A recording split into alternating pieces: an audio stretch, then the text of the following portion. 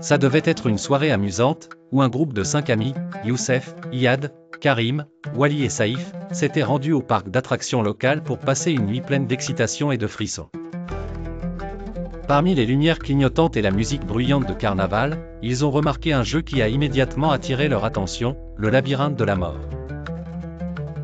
Le jeu présentait un grand labyrinthe fascinant inondé d'une lumière déconcertante et promettait un prix à quiconque parvenait à en sortir.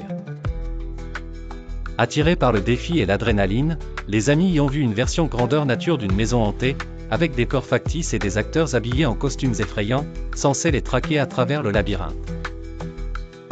À leur entrée, un homme les accueillit avec un sourire malicieux en disant « Rappelez-vous les règles, messieurs.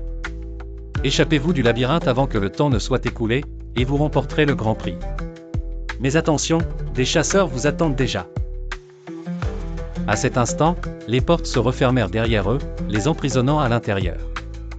Les murs du labyrinthe étaient hauts et faits de métal rouillé, seulement éclairés par de faibles lumières.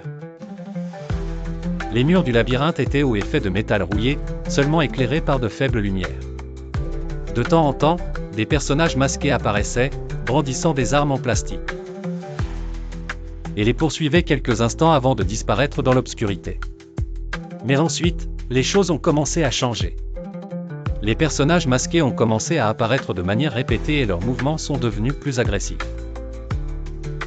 Un par un, les amis ont ressenti un malaise croissant et ont décidé de se séparer pour résoudre le labyrinthe plus rapidement.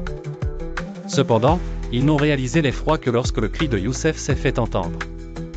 Ils ont couru à sa recherche. Mais il était trop tard. Le corps de Youssef était sans vie, effondré dans un coin, avec le sang s'accumulant autour de lui. Il avait été poignardé avec un long couteau dans la poitrine, et le personnage masqué qui se tenait au-dessus de lui n'avait pas un couteau. En plastique, c'était un véritable couteau, couvert de sang. Le panique s'installa.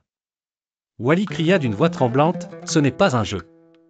Tous comprirent maintenant que cela ne faisait pas partie du spectacle du parc.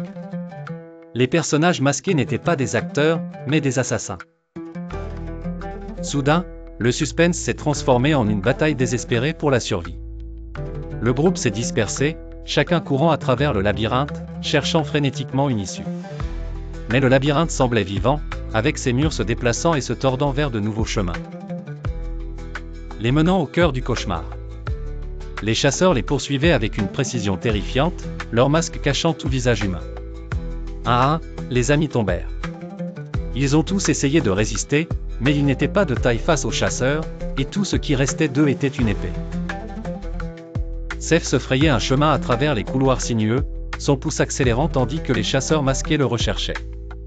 Finalement, quelques heures plus tard, Seth aperçut une faible lumière devant lui. Il rassembla toutes ses forces et courut vers lui. Et il se précipita hors du labyrinthe et s'effondra sur le sol froid. Le parc d'attractions était toujours plein de vie, inconscient des horreurs cachées dans le labyrinthe. Saïf a été le seul à réussir à s'en sortir. Il a tenté d'avertir les autorités, mais à leur arrivée, le labyrinthe avait disparu. Il s'est effondré. Comme si ça n'avait jamais existé. Pas de corps, pas de preuves, juste le souvenir d'un cauchemar dont seul Saïf pouvait se souvenir.